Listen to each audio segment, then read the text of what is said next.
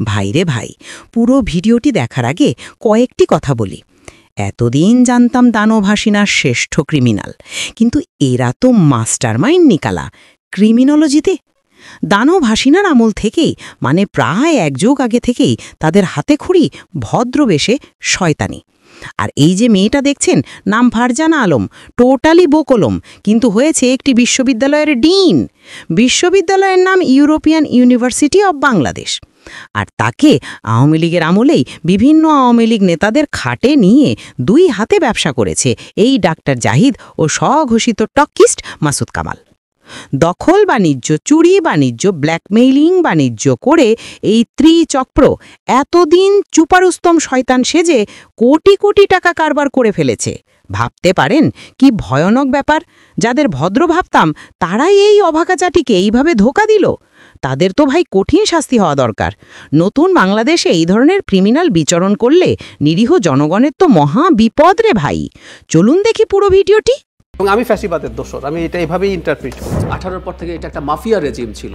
সব 100% ভোট হয়েছে, সব চুরি হয়েছে জিয়ার সময়। বিএনপি মনে করেছিল যে তার বিচারপতির বয়স বাড়িয়ে সে ক্ষমতায় থেকে যাবে। শেখ হাসিনা কি নির্বাচন বাতিল করেছিল? এই যে জামায়াতে ইসলামী লোয়ার হাউস পিয়ারের কথা বলছেন, এটা তার রাজনৈতিক কৌশল। শেখ হাসিনা কি আইন, কোর্ট টোট সব তুলে দিয়েছিলেন? বেশ কিছুদিন ধরেই পতিত স্বৈরাচারকে ফিরিয়ে আনতে ইনিয়ে বিনিয়ে নানা ধরনের আলাপ চালিয়ে যাচ্ছিলেন আওয়ামী লীগের গুপ্তচর ডাক্তার জাহেদুর রহমান। শেখ হাসিনা তার মামলা থেকে মুক্ত হয়েছেন। উনি কি বলেছেন আমি মামলা থেকে মুক্ত, কেউ আর কিছু বলবো না? বিএনপি এই কারণে ডাব্বা মেরেছে 18 সালের কথা। 24 আসছে না কেন? সে ফেল মারবে বলে আসছে না। এনসিপি বিএনপির বিরুদ্ধাচরণ শুরু করেছে অফিসিয়াল। এখন নির্বাচনকে ঠেকিয়ে দেওয়ার বা নির্বাচনকে ডিলেট করার একটা চেষ্টা আছে। তার এরকম অসংলগ্ন কথাবার্তার সূত্র ধরেই আমরা জাহেদের ব্যাপারে অনুসন্ধান শুরু করি। দেশের বিরুদ্ধে অবস্থান নিয়ে জাহেদ আসলে কাদের পক্ষে কাজ করছে এমন সন্দেহ থেকেই তার সম্পর্কে অনুসন্ধানে নামে টিম 15 মিনিটস। সমস্যাটা কোন জায়গায়? আমি চাইলে কাউকে চেঞ্জ করতে পারি। সর্বোচ্চ 18 পর্যন্ত শেখ হাসিনা ফ্যাসিস্ট ছিলেন। বিএনপি ওটা শিখিয়েছে, তাই আওয়ামী লীগ শিখে এখন এটা করার জাস্টিফিকেশন তৈরি হয়। অনুসন্ধান চলাকালীন সময়ে আমার বিরুদ্ধে একটি মামলার আবেদন করে জাহেদের স্ত্রী নাসরিন আক্তার। মামলার আবেদনে যা বলা হয়েছে তা ছিল খুবই হাস্যকর। জাহেদকে নিয়ে ভিডিও করা হবে এমন অনুমান থেকে জাহেদ তার স্ত্রীকে দিয়ে মামলাটির আবেদন করায়। কারণ জাহেদ জানে তার অপকর্মের অনুসন্ধান শুরু হলে কেঁচো খুঁড়তে সাপ বেরিয়ে আসার আশঙ্কা আছে। মামলার মূল উদ্দেশ্য ছিল আমরা যেন কোনোভাবেই জাহেদকে নিয়ে অনুসন্ধানে নামতে না পারি। এই মামলার পাশাপাশি জাহেদের স্ত্রী কদিন ধরে অপ্রাসঙ্গিকভাবে তার পারিবারিক সমস্যায় আমাকে টেনে আনছিলেন। এই বিষয়টিও আমাদের কাছে হাস্যকর মনে হয়েছে। জাহেদ তার স্ত্রীর সাথে থাকবে নাকি রুমিন ফারহানার সাথে থাকবে, এটা একান্তই তার ব্যক্তিগত ব্যাপার। জাহেদকে নিয়ে অনলাইনে কাড়াকাড়ি না করে বরং বাংলাদেশের সবচেয়ে সুদর্শন পুরুষ ডাক্তার জাহেদকে তারা রুটিন করে ভাগ করে নিলেই সুষ্ঠু সমাধান সম্ভব। হতে পারে সপ্তাহে 3 দিন রুমিন ফারহানার সাথে, 4 দিন নাসরিনের সাথে। তবে জাহেদ কতটুকু গুলিয়ে উঠতে পারবে সেটাও মাথায় রেখে ভাগাভাগি করতে হবে দুজনকেই। আপাতত আমরা মূল অনুসন্ধানে যাই। বাস্তবে আমাদের অনুসন্ধানের ক্ষেত্র আর জাহেদের স্ত্রীর অভিযোগের দূরত্ব আকাশ মাটির সমান। আমাদের অনুসন্ধানের মূল বিষয়বস্তু ছিল ডাক্তার জাহেদের ডিজিএফআই এবং আওয়ামী সম্পৃক্ততা। আমাদের সেই মিশনের সফল হতে ডাক্তার জাহেদের নারী নক্ষত্র সবকিছু খুঁজে বের করবার চেষ্টা করেছে 15 মিনিটস, যেখানে ডাক্তার জাহেদুর রহমানের ভয়ঙ্কর অপরাধ জগতের সন্ধান মিলেছে। আওয়ামী আমলের শুরু থেকে আজ পর্যন্ত জাহেদ হানি ট্র্যাপ হিসাবে একজন নারীকে ব্যবহার করেছে। জাহেদের টার্গেটে যে যখন পড়েছে তখনই তার খাটে ওই নারীকে তুলে দিয়ে স্বার্থ উদ্ধার করেছে ডাক্তার জাহেদুর রহমান। আমাদের অনুসন্ধানে উঠে আসা তথ্য অনুযায়ী জাহেদের ওই হানি ট্র্যাপের সবশেষ শিকার তারেক রহমানের ঘনিষ্ঠ এক লন্ডন ফেরত বিএনপির প্রভাবশালী ব্যক্তি, যিনি বিএনপির আন্ডারগ্রাউন্ডের থেকে কাজ করেন। তবে আমরা আরও 1 যুগ পেছন থেকে শুরু করতে চাই। অনুসন্ধান বলছে ডাক্তার জাহেদের প্রথম শিকার ছিল মহিউদ্দিন খান আলমগীর, যিনি তৎকালীন সময়ে আওয়ামী লীগের স্বরাষ্ট্র মন্ত্রী হিসেবে দায়িত্ব পালন করছিলেন। অনুসন্ধানে ডাক্তার জাহেদের সকল ব্যক্তিগত তথ্য সংগ্রহের পাশাপাশি তার গ্রামীণ ফোনের মোবাইল কল লিস্টের 2025 সালের মার্চ থেকে সেপ্টেম্বর পর্যন্ত পুরো নামের তালিকা সংগ্রহ করা হয়েছে। এই কল লিস্টের সূত্র ধরেই শুরু হয় আমাদের অনুসন্ধান। সেই অনুসন্ধানে আমরা ডাক্তার জাহেদের সাথে আরও বেশ কিছু চরিত্রের সন্ধান পেয়েছি, তাদের মধ্যে স্বঘোষিত টকশো সাংবাদিক মাসুদ কামাল, মঞ্জুরুল আলম পান্না এবং সচিব মোহাম্মদ ইউনুসুর রহমান।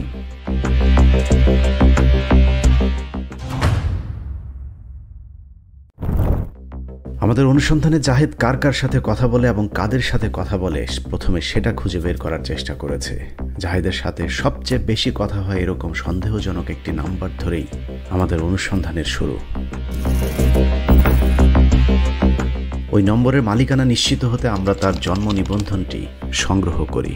জন্ম নিবন্ধন অনুযায়ী সেই নম্বরের মালিক ফারজানা আলম নামে জনৈক এক নারী। জাহেদের কল লিস্টের সূত্র ধরে আমাদের অনুসন্ধানে প্রথমবারের মতো দৃশ্যপটে আসেন ফারজানা আলম। কিন্তু নম্বরটি ফারজানা আলমের জন্ম নিবন্ধন দিয়ে উঠানো হলেও বাস্তবে সেই নম্বরটি ফারজানা আলম ব্যবহার করছেন কিনা কিংবা ডাক্তার জাহেদের সাথে ফারজানার আদৌ কোনো সম্পর্ক আছে কিনা সেটা খুঁজে বের করতে হবে। ৩রা সেপ্টেম্বর ২০২৫।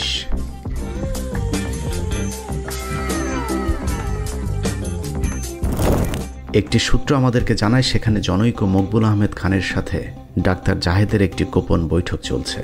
ওই দিনের বেশ কিছু ছবিও আমাদেরকে পাঠানো হয়। ওই ছবি থেকে আমরা ফারজানা আলমের সাথে জাহেদের ঘনিষ্ঠতার বিষয়টি নিশ্চিত হই, কারণ আমরা যে ফারজানা আলমের জন্ম নিবন্ধন তুলেছিলাম সেই ফারজানা আলম আর এই ফারজানা আলম একই ব্যক্তি। এরপরেই আমরা ওই নারীকে নিয়ে অনুসন্ধান শুরু করি। অনুসন্ধানের এক পর্যায়ে ওই নারীর একটি আপত্তিকর ভিডিও আমাদের হাতে আসে, যেই ভিডিওটি বেসরকারি বিশ্ববিদ্যালয় ইউরোপিয়ান ইউনিভার্সিটি অব বাংলাদেশের ভাইস চেয়ারম্যান মকবুল খানের।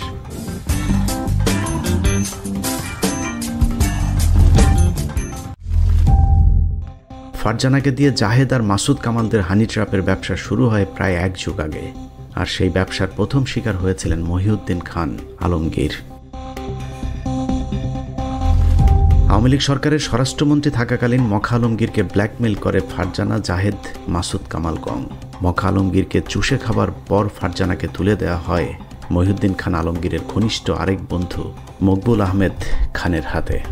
মকবুলের সাথে ফারজানার অন্তরঙ্গ মুহূর্তের ভিডিও ধারণ করে তাকে বাধ্য করা হয় জাহেদ এবং মাসুদ কামালদের ইশারায় চলতে। এরপর থেকেই মকবুল আহমেদ খান তাদের হাতের পুতুল হয়ে কাজ করেছে। সব মিলিয়ে ডাক্তার জাহিদুর রহমান এবং মাসুদ কামাল মকবুল আহমেদ খানের অন্তত 50 কোটি টাকা হাতিয়ে নিয়েছেন। মকবুল খানকে চুষে খাবার প্রথম প্রকল্পের নাম স্বাধিকার টেলিভিশন। আমরা 4টা হাত পা নিয়ে যদ্দূর যাব। বেসরকারি টেলিভিশন প্রতিষ্ঠার কথা বলে 2020 সালে ডক্টর মকবুল আহমেদ খানকে বাধ্য করা হয় টেলিভিশনে বিনিয়োগ করতে। যা আদেশ তাই কাজ। চক্রের কথার বাইরে যাবার সাধ্য ছিল না মকবুল আহমেদ খানের। শুরু হয় টেলিভিশন চালুন নামে হরিলুট। আমরা পাশাপাশি কতক্ষণ চলছি এটা অবশ্য বলা কঠিন। হ্যাঁ, পাশাপাশি থাকা মুশকিল। টেলিভিশন প্রতিষ্ঠান নামে চক্রটি যেসব নাটক করেছিল তার কিছু নথিও আমাদের হাতে এসেছে। 15 মিনিটসের অনুসন্ধানে পাওয়া নথিতে দেখা যায় টেলিভিশনের ব্যবস্থাপনা পরিচালক জাহিদুর রহমান এবং সঞ্চালক উপস্থাপক হিসেবে মাসুদ কামাল, ফারজানা আলম এবং নাশকতার মামলায় আটক মঞ্জুরুল আলম পান্নার সহ বেশ কিছু প্রতারকের সংশ্লিষ্টতা পাওয়া যায়। কেক কেটে প্রতিষ্ঠানের উদ্বোধন সহ টেলিভিশনের প্রচার প্রচারণার নামে নানা ধরনের প্রতারণার প্রমাণও আমাদের হাতে পেয়েছে। টেলিভিশন প্রতিষ্ঠার কথা বলে বড় অঙ্কের টাকা হাতিয়ে নিতেও মকবুল খানকে নানা ধরনের কর্মযজ্ঞ দেখানো হয়েছে, কিন্তু বাস্তবে শেয়ালের মতো মকবুলের টাকা ভাগাভাগি ছাড়া আর কিছুই করতে পারেনি প্রতারক চক্রটি। ফারজানা জাহেদের সাথে বারবার চেষ্টা করেও তাদের বক্তব্য নেওয়া সম্ভব হয়নি। তবে স্বাধিকার টেলিভিশনের নামে হরিলুটের সাক্ষী বেশ কয়েকজনের সন্ধান পেয়েছে টিম 15 মিনিটস। এদের মধ্যে একজন, যাকে টেলিভিশনের হেড অফ অ্যাকাউন্টস হিসাবে নিয়োগ দেওয়া হয়েছিল, নামে মাত্র হিসাব শাখার প্রধান হলেও ফারজানা আলম এবং জাহিদুর রহমানেরা নিজেদের ইচ্ছে মতো টাকা পয়সা উত্তোলন করতেন। হিসাব রক্ষকের কাজ ছিল শুধুই কাগজপত্রে স্বাক্ষর করা। ওইখানে বলা হয়েছিল যে এখানে সাইন করা লাগবে, যেটা তুমি এখানে সাইন করো, দ্যাটস ইট। কারণ এখন আমার বস যিনি ছিলেন এখানকার, উনি বলতে তুমি এখানে সাইন করো, দ্যাটস ইট, এতটুকুই। তাদের কোথায় কি টাকা লাগতেছে ওইটার হিসাব রাখার জন্য আমাকে জাস্ট তারা এখান থেকে ভলান্টারিলি নিয়ে যাওয়া হতো। আমরা যেহেতু ইউরোপিয়ানেরই একটা অংশ, তো আমরা এখানে জাস্ট কাজ করি। এভাবে টেলিভিশন প্রজেক্ট খাওয়া দাওয়ার পর চক্রের নজর পড়ে মকবুল খানের প্রধান ব্যবসা তার বিশ্ববিদ্যালয়ের উপর। মকবুল খানকে চাপ দেওয়া হয় ফারজানাকে মকবুলের মালিকানাধীন ইউরোপিয়ান ইউনিভার্সিটি অব বাংলাদেশের প্রভাষক হিসেবে নিয়োগ দেওয়ার। কিন্তু প্রথম প্রজেক্ট লুটপাটের পর ডক্টর মকবুল আহমেদ খান তাদেরকে বিশ্ববিদ্যালয়ে যুক্ত হতে দিতে চাননি। কিন্তু মকবুল না চাইলেও দিতে হয়েছে, কারণ এই চক্রের কথা না শুনলেই মকবুলকে ভয় দেখানো হতো ভিডিও ফাঁস করে দেওয়ার। বাধ্য হয়ে ফারজানাকে প্রভাষক হিসেবে নিয়োগ দেওয়া হয়। নিয়োগ নিয়েই রাতারাতি প্রমোশন হয়ে যান বিজনেস অ্যাডমিনিস্ট্রেশন অনুষদের ডিন। তারপর যখন যেমন ইচ্ছে হয়েছে তেমনভাবেই বিশ্ববিদ্যালয়ের অর্থ নিজেদের মতো তসরুপ করেছেন ফারজানা, জাহেদ, মাসুদ কামালেরা।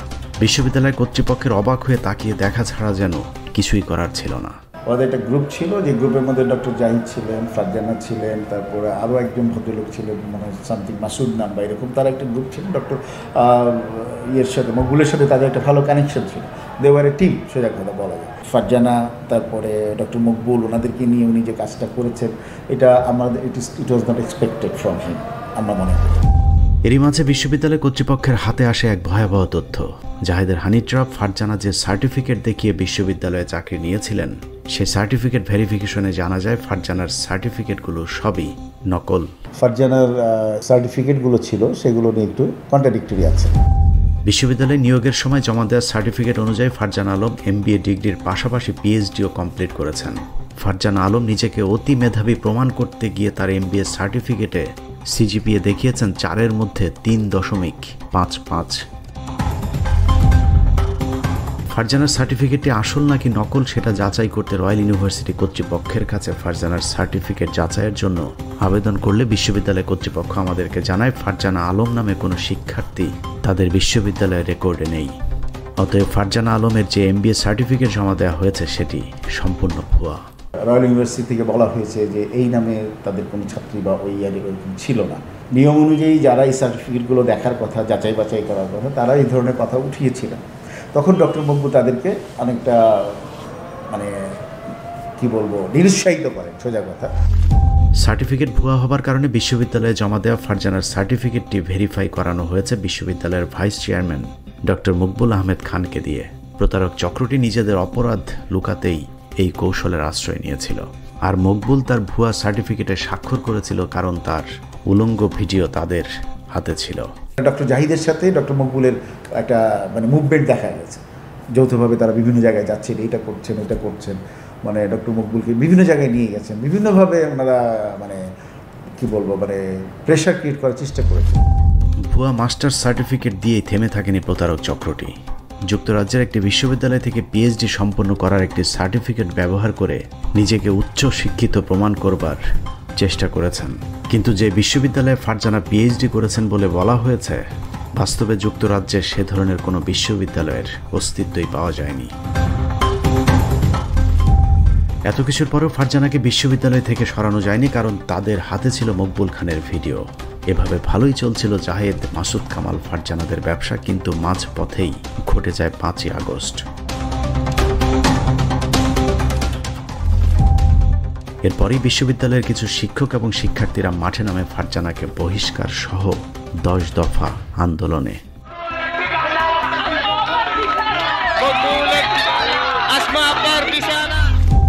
কিন্তু জাহেদরা কোনোভাবেই ফারজানাকে বহিষ্কারের শর্ত মানতে রাজি না, যে কারণে মকবুল খান সাফ জানিয়ে দেন প্রয়োজনে শিক্ষার্থীদের উপর হামলা চালানো হবে, তবুও ফারজানাকে বিশ্ববিদ্যালয় থেকে সরানো যাবে না।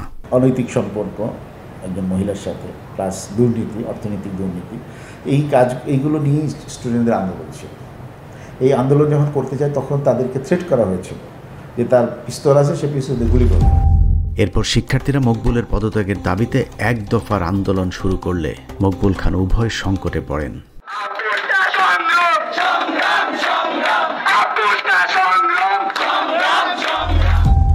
একদিকে ভিডিও ফাঁস হয়ে যাবার ভয়, অন্যদিকে শিক্ষার্থীদের আন্দোলনে দিশেহারা মকবুল হঠাৎ করেই গা ঢাকা দেন। এরপর থেকে মকবুল খানের সাথে যোগাযোগ বিচ্ছিন্ন হয়ে যায় ডাক্তার জাহিদুর রহমান ফারজানাদের। বেশ কিছুদিন জাহেদের সাথে যোগাযোগ না করায় ফারজানার সাথে মকবুলের ভিডিওর কিছু অংশ ফাঁস করে দেয় তারা। আর তাতেই সব পরিষ্কার হয়ে যায় মকবুল খান এতদিন ধরে ফারজানার সব আবদার কেন মেনে নিয়েছিলেন।